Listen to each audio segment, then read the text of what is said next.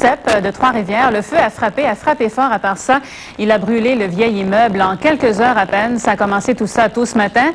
Pas de blessés, fort heureusement dans les circonstances, mais plusieurs personnes, vous allez le voir, totalement bouleversées par cet incendie.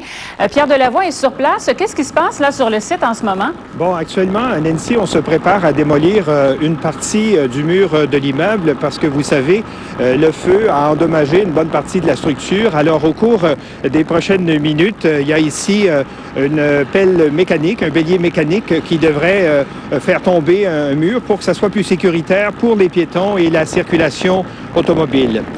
Cela dit, je vous signale qu'aujourd'hui, c'était la consternation ici parce que pour les utilisateurs de Concept et ceux qui travaillent à cet organisme communautaire ici, eh bien, on avait beaucoup de peine. Les gens pleuraient.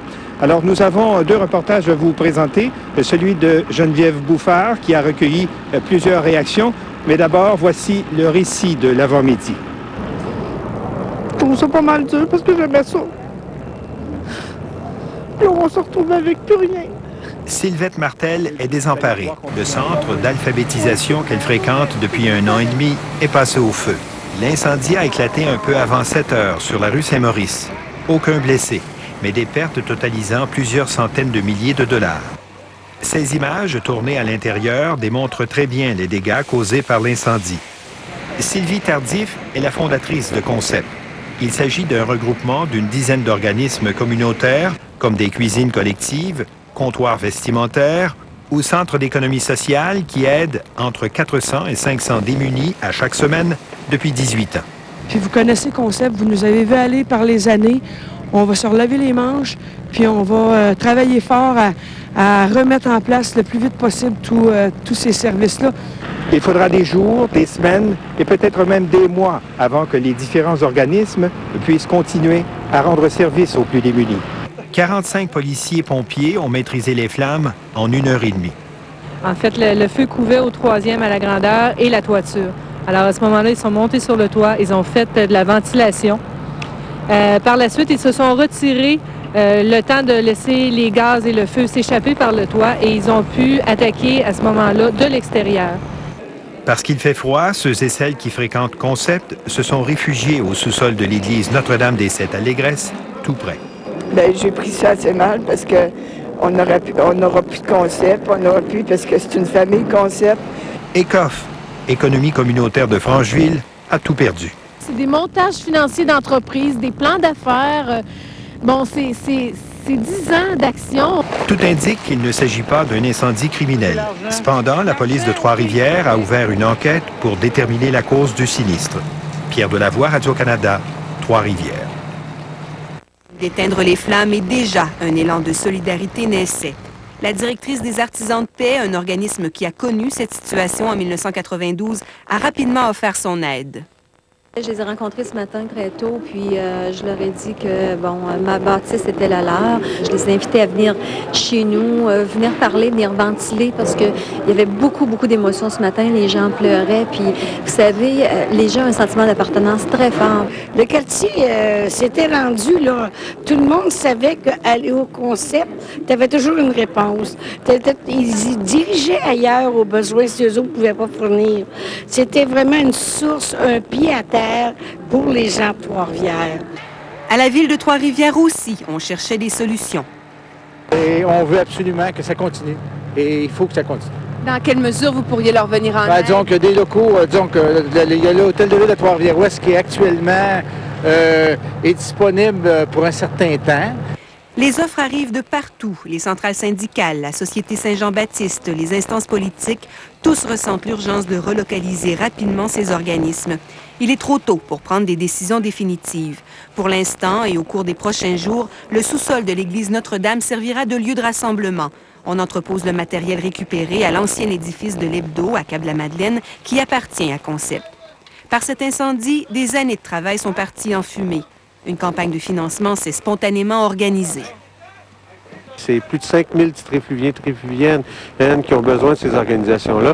Il y a des choses qui ne seront pas couvertes par les assurances. Donc, on a mis sur pied une campagne de levée de fonds. Il y a des bénévoles qui vont prendre vos appels. Alors, on recherche évidemment des dons en argent, mais aussi s'il y a des dons aussi en termes de compétences, parce qu'on va avoir des choses à remettre en place. Alors, Geneviève Bouffard, parlez-nous des employés, des participants également chez Concept. Qu'est-ce qui arrive avec eux à partir de maintenant, là? Bien, Nancy, on a de bonnes nouvelles, c'est-à-dire que les organismes gouvernementaux ont réagi très, très rapidement. Du côté de l'assurance-emploi, on nous dit que dès ce matin, les employés qui pourraient perdre temporairement leur travail là, auront droit aux prestations, et ce, même si des relevés de paye sont perdus, par exemple. Ça, c'est une bonne nouvelle. Parmi la clientèle de Concept, il y avait quand même 90 participants qui reçoivent des allocations d'aide à l'emploi, la participation, en fait. Eh bien, ces gens continueront à recevoir leurs prestations jusqu'à temps qu'on puisse évaluer le restant de la situation. Ça équivaut à peu près à 30 $ par semaine. Alors, au cours des jours à venir, là, on estimera la situation.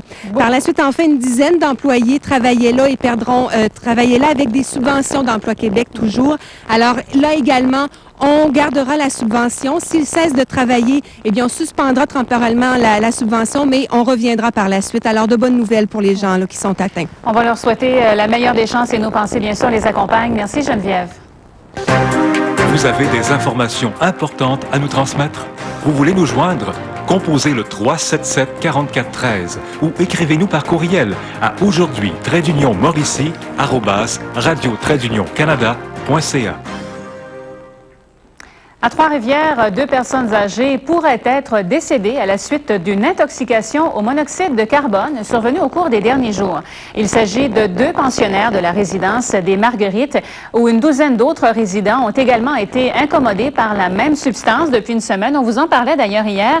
Karine Bastien, là-dessus, le coroner vient d'ouvrir une enquête sur cette affaire très troublante. Effectivement, juste pour vous donner une idée, lorsque les policiers sont entrés à l'intérieur, Nancy, il y avait de 100 à 300 parties par million de monoxyde de carbone. Alors, c'est pour ça, entre autres, qu'on a ouvert une enquête. J'ai à ma compagnie le coroner à ce dossier. Alors, M. Gauthier, bonsoir. Bonsoir. Expliquez-moi premièrement pourquoi vous avez décidé d'ouvrir une enquête. Bon, écoutez, avec les données qu'on avait, c'était suffisant. Les policiers-pompiers qui sont intervenus rapidement dans la nuit du 14 au 15, en fait vers minuit et quart, avec un appareil détecteur de gaz, ont détecté les quantités que vous avez mentionnées tantôt. Juste pour fin de comparaison, disons que dans les milieux de travail, la loi sur la qualité du milieu de travail interdit aux travailleurs de travailler pour une période de 8 heures à plus que 35 ppm et à plus que 200 ils doivent travailler à moins de 200 ppm pour un maximum de 15 minutes. Donc, c'est très, très, très élevé. Donc, quand on parle de 300 ppm, vous savez, et là, on n'est pas en présence de personnes, des travailleurs, donc en principe, qui sont en bonne santé et qui sont en âge de travailler. On a affaire à des personnes âgées, des personnes dont l'état de santé, des fois, est un peu déficient. Et là, on parle de doses là, qui sont absolument, en tout cas, ce qui me concerne, là, les doses préliminaires, les chiffres préliminaires qui m'ont été donnés sont épouvantables. Et là, Dr Gauthier, il y a 2 personnes qui sont décédées. On a pratiqué une autopsie sur une personne aujourd'hui. Vous avez les résultats préliminaires? Oui, en fait, j'ai été en contact là, une partie de la journée avec la pathologiste là, qui a procédé à l'autopsie au médico-légal. L'autopsie elle-même, on ne retrouve pas de cause organique de décès. Il faut comprendre que les tests toxicologiques ont été faits en urgence dans des conditions techniques difficiles. On a dû pratiquer 3 tests avant d'avoir des tests qui, en tout cas, pouvaient être un peu satisfaisants. Et ces tests-là, évidemment, pour des raisons techniques, sont sous-évalués. Et même en étant sous-évalués, on a retrouvé des taux de carboxyhémoglobine dans le sang aux alentours de 25, ce qui est au moins 20 fois plus élevé qu'une personne normale qui n'est pas exposée, là, comme vous et moi, au monoxyde de carbone. Et sur l'autre personne qui est décédée, on n'a pas pratiqué de test, c'est ça? Malheureusement pas. À ce moment-là, l'étiologie, la cause de tout ça n'était pas connue. Personne ne soupçonnait d'émanation de monoxyde de carbone à ce moment-là. Et cette personne-là a eu des funérailles normales. Et c'est impossible maintenant d'avoir des tests. Donc, il pourrait avoir un lien entre le décès de ces 2 personnes et l'intoxication au monoxyde de carbone, selon vous? Bon, écoutez, à ce moment-ci, ça fait 24 heures plus quelques heures là, que je suis en possession du dossier. Il est évident, en tout cas, qu'on va étudier la possibilité. Il y a une apparence de lien, en tout cas, importante. Et selon vous, donc, vous pensez avoir des résultats quand exactement? Ah, mon Dieu, des résultats. Écoutez, des résultats, je vais en avoir de toutes sortes. Je vais en avoir de la santé publique qui ont fait qui sont allés visiter les lieux, qui ont pris des prélèvements. Je vais en avoir d'expertise en ventilation, en chauffage. Je vais en avoir des enquêteurs de la Sûreté municipale. Je vais avoir une foule d'expertise et je pense bien qu'on verra ça dans le rapport. Là. Je ne suis pas rendu au niveau des recommandations à ce moment-ci et surtout au niveau des conclusions. Est-ce qu'on a trouvé la cause de la fuite en terminant?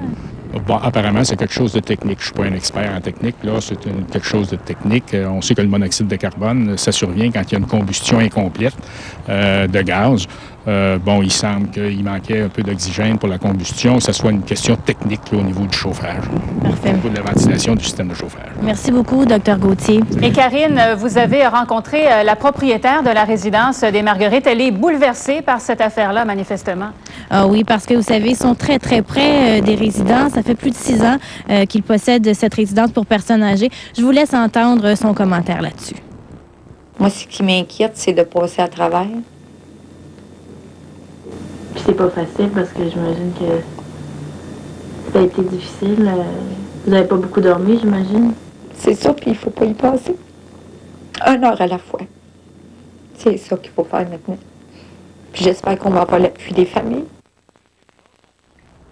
Alors, Karine, bien sûr, la résidence est toujours fermée, là. Non, les résidents, cet après-midi, ont pu retourner à leur chambre. Donc, il y en a 7 en tout. Et leur état de santé est très normal. Donc, ils ont eu leur congé de l'hôpital cet après-midi. Alors, on va suivre la suite de l'enquête, bien sûr. Je vous remercie, Karine. Il n'y a pas de quoi. Au revoir. Au revoir.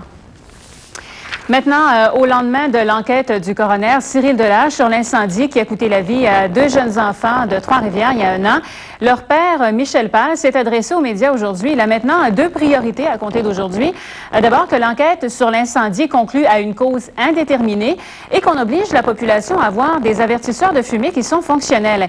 Caroline Brochu l'a rencontré. Caroline, M. Pal est en partie d'accord avec les conclusions du coroner Cyril Delage. Oui, bien, elle est d'accord, en tout cas, Nancy, avec ce qui ressort principalement du rapport, soit que le service de policiers-pompiers de la ville de Trois-Rivières soit scindé en 2. Selon lui, bon, il va tout à fait avec ce que le coroner Cyril Delage dit, que ce serait beaucoup plus efficace s'il y avait d'un côté les pompiers et de l'autre les policiers. Par ailleurs, Nancy, je peux vous dire que c'était difficile aujourd'hui pour Michel Pal de commenter ce rapport. C'est pour cette raison là qu'il avait demandé à tous les médias de se présenter pour le faire qu'une seule fois. On peut le comprendre. Il est ressorti toutes sortes de choses de cette conférence-là, si on peut appeler ça comme ça. On a appris notamment que Michel Pal avait dû passer le test du détecteur de mensonges peu de temps avant les fêtes pour s'assurer qu'il n'avait aucun lien dans l'histoire. Donc, on se rend compte qu'il y a eu des soupçons, finalement, tout au long de cette histoire concernant Michel Pal. Et le résultat a été que, bon, les policiers sont à 100% convaincus maintenant qu'il n'a pas de lien dans cette histoire. Mais évidemment, tout ça fait dire à Michel Pal que l'enquête, c'est inutile que ça se poursuive parce que finalement, on ne sait pas ce qui s'est passé, on ne le saura probablement jamais. Alors, il a 2 priorités, Michel Pal, soit qu'on dise que c'est une cause indéterminée et il veut évidemment que toute la population ait des détecteurs de fumée fonctionnels. Voici le reportage que j'ai préparé à ce sujet. On regarde ça, merci. Il aurait dû avoir le laboratoire sur place. On ne serait probablement pas tous là aujourd'hui si ça avait été le cas. Plus d'1 an après la mort de Vixie et Alexandre Pal, on ignore toujours ce qui a provoqué l'incendie. Michel Pal digère mal que l'enquête policière et le rapport concluent à une erreur humaine. Il songe même à poursuivre la ville si aucun changement n'est apporté. Je suis déçu qu'on arrive avec une conclusion par défaut. C'est une cause indéterminée. Qu'on dise que c'est une cause indéterminée, point. C'est ça la réalité. La réalité, c'est que personne ne sait ce qui s'est passé là. Michel Pal admet toutefois sa part de responsabilité. Ses enfants seraient probablement vivants si son détecteur de fumée avait été fonctionnel. Qu'il n'y avait pas d'avertisseur de fumée, c'est une grosse irresponsabilité, puis je le dis depuis le début, puis je vais le dire jusqu'à la fin de mes jours. C'est le pire, c'est ça qui les aurait sauvés, c'est le plus important, puis c'est ce qu'il faut ressortir de ce rapport-là. Le père de famille part donc en croisade. Pour faire changer les choses, il vise les compagnies d'assurance. Si une compagnie d'assurance mettait dans tous les rapports des compagnies d'assurance, il y avait une clause qui disait que s'il n'y avait pas de détecteur de fumée dans la propriété, on ne paye pas. Ce serait assez radical, assez clair, mais je pense qu'on aurait une grosse vente de détecteurs de fumée demain matin. Parce qu'il n'y a pas personne qui serait assez fou pour perdre son investissement immobilier pour un détecteur à 5,95. Une façon qui, selon lui, va permettre de sauver des vies. À partir du moment où tout le monde se munit de détecteurs d'incendie, de fumée, Puis comme que ce serait par peur de perdre sa bâtisse, quel que soit le motif pour lequel il y en a un, c'est évident que ça va sauver des vies. Noble cause, mais la bataille s'annonce ardue. Selon le Bureau des assurances du Canada, la législation des avertisseurs d'incendie est davantage l'affaire du gouvernement que des compagnies d'assurance. Caroline Brochu, Radio-Canada, Trois-Rivières. Nous allons maintenant revenir sur l'incendie qui a détruit tôt ce matin les locaux de l'organisme d'éducation populaire Concept de Trois-Rivières. La fondatrice, coordonnatrice est avec nous, Madame Sylvie Tardif. Bonsoir, Sylvie. Allô, Nancy. Bon, êtes-vous surprise, Sylvie, de voir l'élan, le mouvement très important de solidarité là, qui a été mis en place très rapidement à la suite de ce feu? C'est majeur. Vous êtes surprise de ça? En fait, nous, ce que je dirais, c'est plus les gens qui nous ramènent des brides parce que on est un peu dans une bulle présentement où on prend des décisions par rapport aux assurances, par rapport aux contracteurs, par rapport à celui qui s'occupe du sinistre. Alors, on est dans une, je dirais, dans une forme de bulle. Puis là, les gens nous arrivent, ils nous offrent plein de choses. On sait qu'il y a comme une mobilisation générale qui est en train de s'organiser. Vous savez, habituellement, on est toujours... Concept est souvent un des leaders de ce genre de mobilisation-là. Puis là, les gens du communautaire, pastoral, politique, institutionnel se mobilisent puis nous offrent leur aide de toutes sortes de façons. Fait que Je pense que c'est un retour d'ascenseur, Sylvie, tout simplement, hein, parce que votre travail de reconstruction au cours des prochains mois sera énorme. Oui, tout à fait. Je sais qu'il est encore très tôt, l'émotion est encore palpable, mais comment voyez-vous l'avenir de Concept là, à ce stade-ci? Moi, ce que j'ai dit toute la journée, puis on a rencontré nos membres à 4 heures en disant, vous savez, on va reconstruire, on va aller de l'avant, on va travailler fort pour remettre le plus rapidement possible Concept sur pied. C'est sûr que dans cette bâtisse-là, à court terme, on voit, on parle, on va démolir le mur tout à l'heure, là, parce qu'il y a un danger que le mur tombe. Alors, il y a une partie de la bâtisse une grosse partie de la bâtisse qui est complètement brûlée. Et là, on a déjà des possibilités là qu'on pourrait se relocaliser assez rapidement dans le district même, dans le district Marie de l'Incarnation ici. Fait qu'on est déjà en train de regarder comment on peut mobiliser l'équipe rapidement, que l'équipe ensuite puisse commencer à faire remettre les activités en place assez rapidement. Puis après, on verra. On est en train de faire un plan d'action vraiment à court terme puis à moyen terme. Là. Vous allez voir un numéro de téléphone apparaître à l'écran. Les gens qui veulent faire un don pour vous venir en aide, c'est le bienvenu. Merci beaucoup, Sylvie. Bien, merci à tout le monde, toute l'aide que vous nous avez apportée, toute la solidarité. Nous, on est pas mal dévastés, mais cette solidarité-là nous aide à poursuivre. Merci beaucoup. Merci, Sylvie. Bonne chance. Bye-bye. Au revoir. La présumée tentative d'enlèvement qui est survenue mercredi dans le secteur Cap-de-la-Madeleine, eh bien, ça continue de faire beaucoup de vagues dans la région. La présence policière s'est fait sentir aux abords des écoles de la commission scolaire aujourd'hui. José Bourassa, il y a eu un autre incident assez troublant qui a été signalé aujourd'hui. Oui, effectivement. C'est arrivé hier midi au retour de l'école, au retour des classes à l'école Saint-Dominique de Trois-Rivières. Suite aux événements qui s'étaient survenus à l'école Monseigneur Comtois, les élèves avaient été sensibilisés. Une lettre a été remise aux parents. Et au retour de l'école, il y a 4 enfants qui ont été interpellés par une dame qui leur offrait d'aller les reconduire à la maison. Alors, les enfants ont rapporté rapidement cet incident. Ils ont refusé, il va sans dire. Mais ça n'a évidemment pas été traité à la légère. On ne sait pas si les intentions étaient bonnes ou mauvaises. Il faisait très froid hier. Sauf qu'on ne traite pas ces choses-là à la légère, compte tenu des circonstances. Ce que nous parle ici M. Serge Hamel, qui est le directeur des services éducatifs à la commission scolaire Chemin du Roi. Les élèves ont été abordés d'une façon très différente de l'incident sur le territoire de l'école Monseigneur Comtois. Il y avait aussi les conditions climatiques avec la température très froide. Alors peut-être c'était une dame qui désirait simplement poser un bon geste et éviter que des enfants prennent froid. Mais par contre, on n'a pas traité l'incident à la légère. On a avisé immédiatement la sécurité publique. Effectivement, la population est sur le qui-vive actuellement. On est un peu plus nerveux qu'à l'accoutumée. J'ai eu l'occasion de rencontrer des parents aujourd'hui à la sortie des classes. Des parents qui étaient très présents pour accompagner leurs enfants, comme l'explique ici une dame. Je fais ça tous les jours. Quand c'est pas moi, c'est ma fille. On vient le chercher, on le laisse pas seul. On prend pas de chance. Est-ce que tu as eu des consignes à l'école aujourd'hui puis hier? Oui.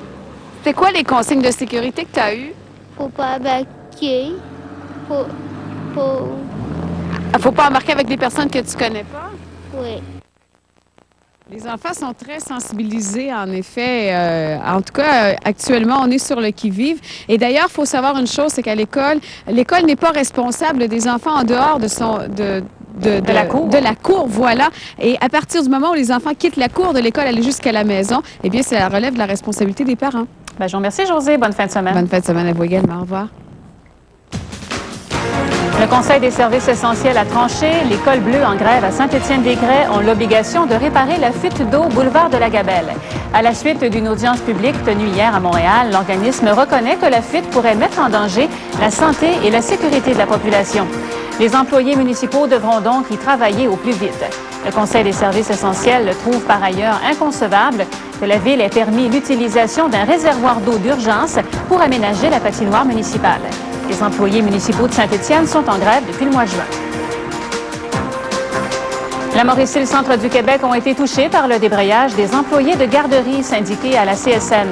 14 centres de la petite enfance ont été fermés aujourd'hui à Victoriaville, Trois-Rivières, La Tuque et Shawinigan. À Drummondville, les 2 centres où les travailleurs sont syndiqués CSN étaient ouverts. Un peu plus de 400 personnes sont à l'emploi des CPE qui sont fermées. Elles réclament du gouvernement Charest qu'il applique les mesures qui les touchent dans le cadre de la loi sur l'équité salariale. Au retour, Star Wars Kid, la réflexion des parents poursuivis. Trois-Rivières a fait le tour du monde avec un vidéo qui s'est retrouvé sur Internet malgré lui. Avant de discuter avec la journaliste qui a préparé le reportage, Julie Vaillancourt, que j'ai rencontrée hier, voici un extrait de l'émission que vous pourrez voir demain à Justice. Voici le fameux vidéo qui fait tant parler depuis 6 mois. On y voit Ghislain Raza, un adolescent de 15 ans, utiliser un bâton en guise de sabre laser. Il imite un Jedi, un combattant de l'espace, comme s'il était dans le film La Guerre des Étoiles, Star Wars. Ghislain Raza s'est lui-même filmé. Mais des élèves de son école secondaire ont mis la main sur la cassette. Ils l'ont numérisée, l'ont diffusée sur le web afin de la rendre disponible à tous les internautes en créant un site au nom de Ghislain Raza. Le vidéo de Ghislain Raza circule encore, puisque des internautes américains ont eu le temps de s'en emparer, de créer de nouveaux sites et d'ajouter des effets sonores et visuels à la première version du vidéo. La suite est sans précédent dans l'histoire d'Internet. Le vidéo a fait le tour de la planète. Les médias se sont emparés de l'événement. Ghislain Raza a même fait la manchette du New York Times. D'abord, Julie, pour quelle raison l'émission Justice s'est intéressée à cette histoire-là? Bien, parce que ça pose des problèmes juridiques nouveaux et complexes dus à la rapidité avec laquelle les technologies de l'information se sont développées ces dernières années. Nancy, on sait maintenant qu'il y a des millions de personnes qui ont accès à Internet sur la planète et à peu près personne n'est en mesure de contrôler ce qui se dit et ce qui se fait sur Internet. Dans ce cas précis, là, dans le cas de l'histoire qui nous préoccupe, ça pose un problème juridique très concret. Qui est responsable de tout ce qui s'est passé? Est-ce les adolescents qui ont, à l'origine, à Trois-Rivières, conçu le site Internet au nom d'un de leurs camarades?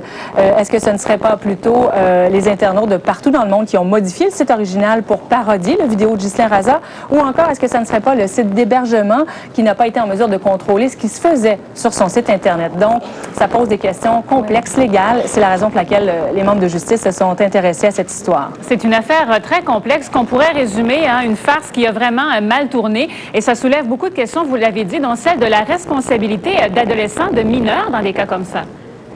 Ben oui, exactement. Dans ce cas-là, les adolescents qui ont conçu le site sont poursuivis personnellement. Leurs parents sont poursuivis à titre de tuteur.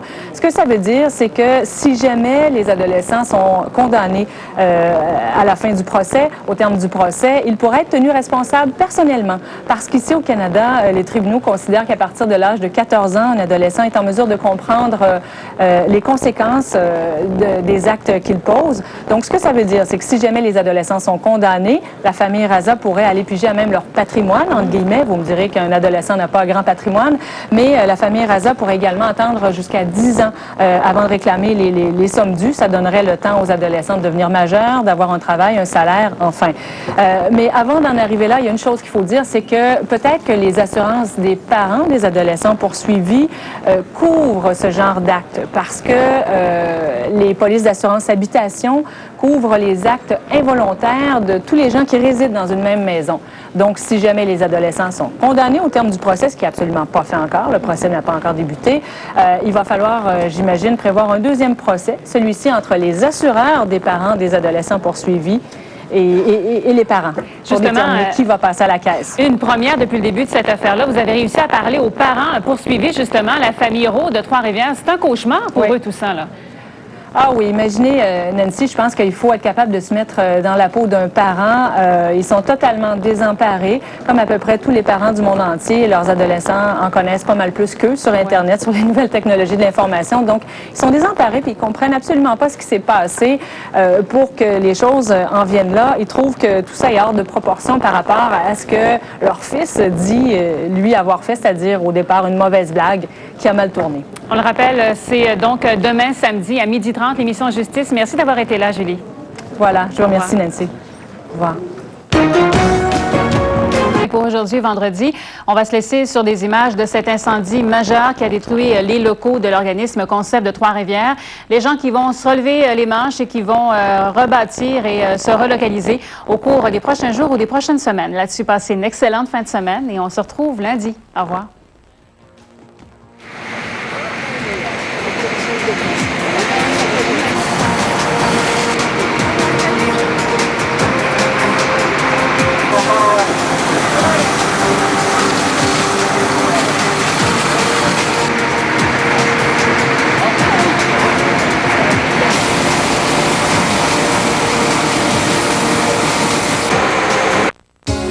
Aujourd'hui, je vais leur préparer une belle surprise. Une autre belle journée qui commence. Je me sens bien ici.